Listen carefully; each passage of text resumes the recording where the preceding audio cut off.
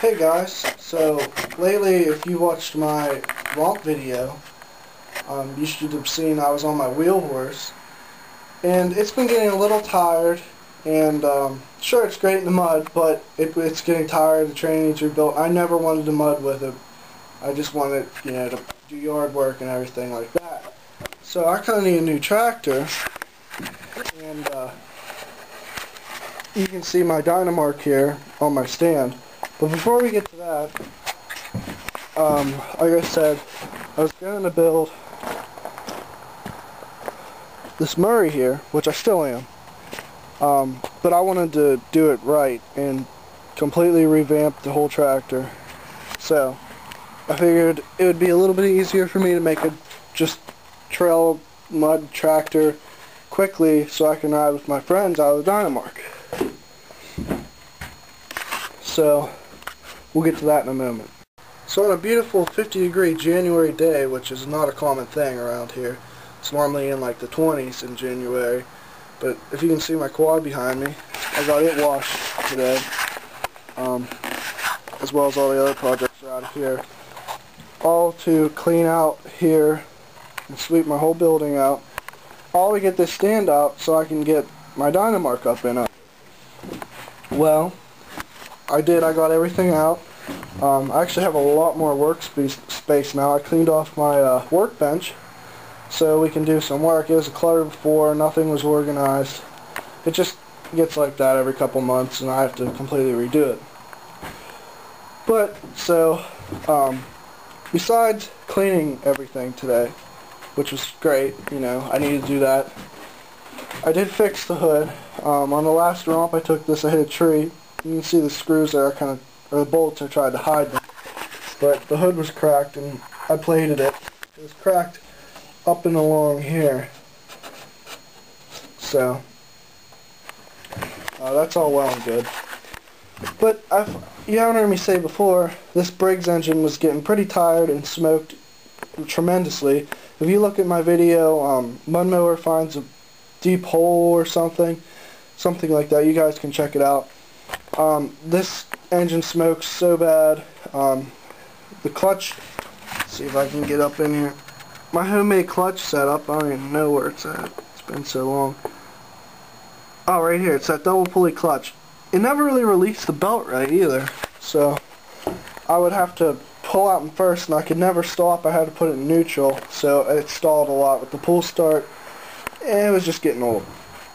So it did have posi traction. I welded that all up and never had a problem with it. It shifted flawlessly except for the clutch. So I thought, I can get rid of the Briggs engine, that's not a problem. And I thought I could take a stock clutch and put back on it, which I should have one laying over here. I have two Dynamark clutches here. I'm not sure which is which. Whichever one works is fine. But I still want to get a little more speed out of it than stock.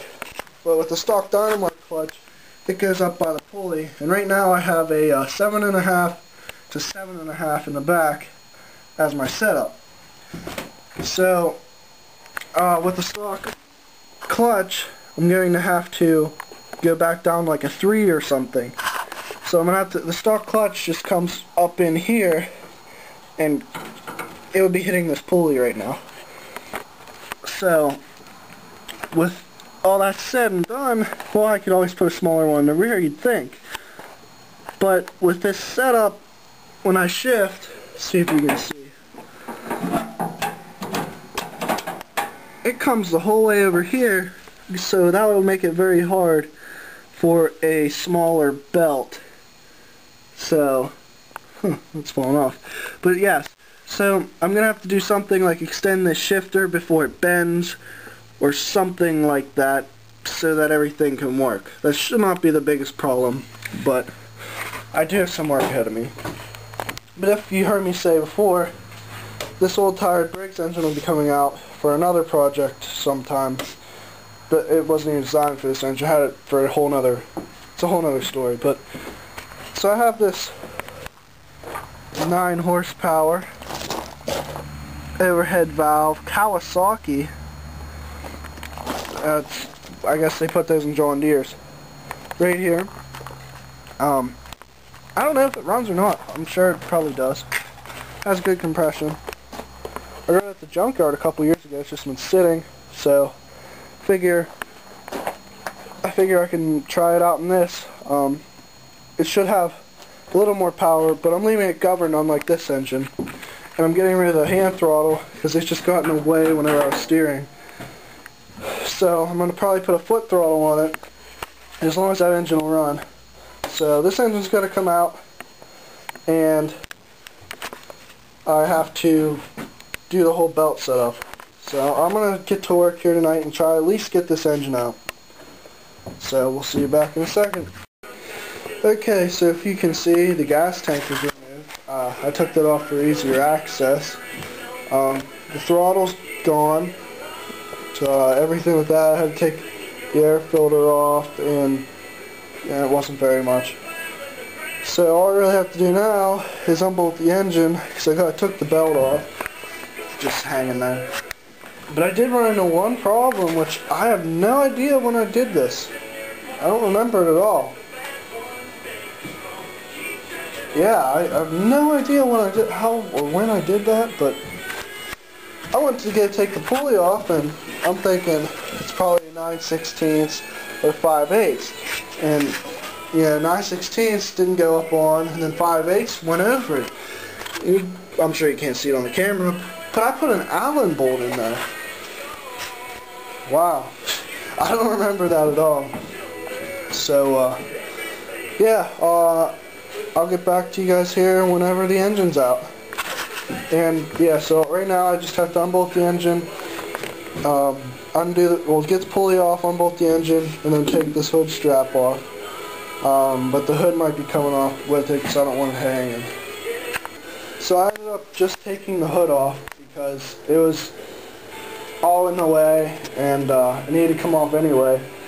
And it was even a bear to get off. The one bolt holding the hood on, the original one, I had a different bolt in from the hood side I fixed. It broke, not really a problem, but it was just a pain and took a while. And I'm thinking about doing hood pins anyway, so I can put a bumper on here. I got a lot of plans for this tractor, guys. So that's about all I'm going to be able to do tonight. It's pitch black out, and it's getting really cold in here. My space heaters, I got 2 of them, only keep it around 45, 50 degrees in here, so it gets pretty cold. But I'm going to do a video build of this. It's going to be a few videos, like a section kind of, like a series, yeah, a series build of this. And if you guys want to see me work, let me know. I can make videos of me doing everything, but I don't know, I didn't know if you guys want to see that. So I got a lot of plans for this tractor: bumpers, Kawasaki engine, gear it a little bit differently, different ATV tires in the back, because these Badlands are junk. Not worth anything, they don't even hold air around the bead. So I got a lot of plans. Even though it's a trail tractor, I'm building a rack for it. I mean, the whole 9 yards. So I just want to know what you guys want to see. I don't know how often I'm going to be getting videos up on this, because I'm going to try and chunk them all together in a few bigger videos, and you know, do it that way instead of a bunch of short ones. So it's going to, you know, electric start, probably push button, easy, simple thing. I can show you guys how to wire. I mean, the whole belt driveline thing, the whole engine thing. I can show you working, but I don't know. It's up to you guys. So let me know what you think, what you want to see before I get too wrapped up in this. So basically now I just have to get this engine out, because I got the pulley off and the hood's outside, but I gotta get cleaned up here. It's getting pretty late.